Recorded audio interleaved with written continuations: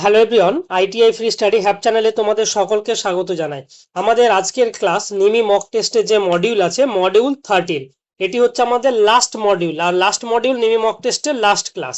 তো আমাদের এর আগে দেখবে যে সমস্ত ক্লাসগুলো করেছি প্রত্যেকটা মডিউল ধরে ধরে ধরে ধরে করা হয়েছে। প্রত্যেকটা মডিউলের প্রত্যেকটা ভিডিও শেষে কিন্তু পিডিএফ দেওয়া আছে, তোমরা সেখান থেকে সেই পিডিএফ গুলো ডাউনলোড করে নিতে পারবে।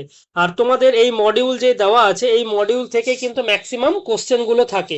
যখন দেখবে তোমরা মডিউল যখন টেস্ট দেবে, মডিউল টেস্ট দেওয়ার পরে একটা একটা একটা করে দেখবে যে টপিক টপিক ওয়াইজ সমস্ত কিছু তোমরা পার্ট পাবে।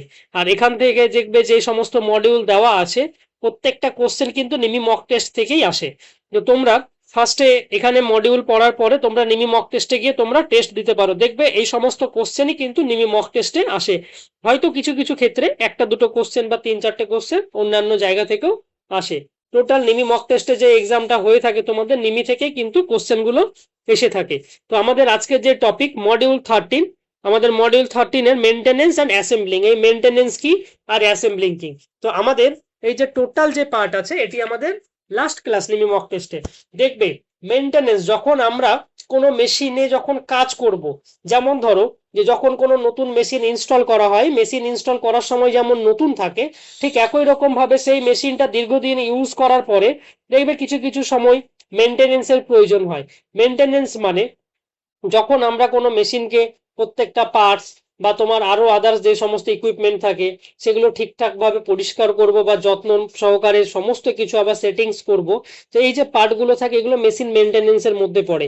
তো মেশিন মেনটেনেন্স করতে গেলে কিছু কিছু রুলস থাকে বা কিছু কিছু পার্ট থাকে, যেমন টাইম বা রুটিন মেনটেনেন্স। রুটিন মেনটেনেন্স কিভাবে কখন একটা রুটিন ওয়াইজ, সাপোজ ধরো লেদ মেশিন তোমরা ব্যবহার করছো, এই লেদ মেশিনে দেখা গেল 3 মাস বা 5 মাস পর পর মেনটেনেন্স এর প্রয়োজন।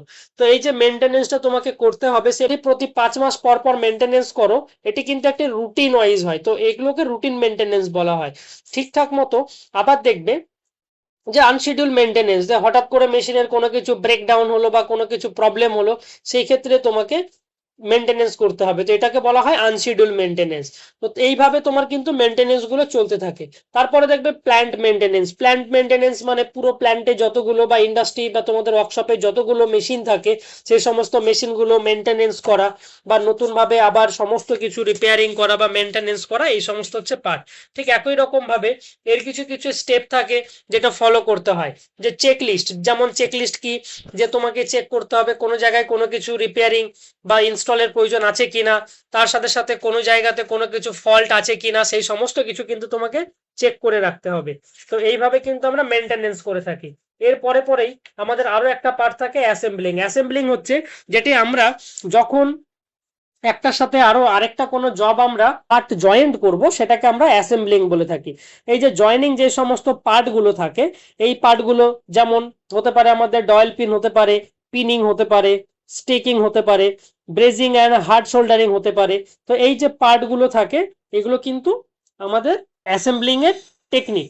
আমাদের যে সমস্ত জয়েন্ট হতে পারে temporary joint fastener, semi permanent fastener, permanent fastener, তো এই সমস্ত জয়েন্ট কিন্তু আমরা ইউজ করে থাকি।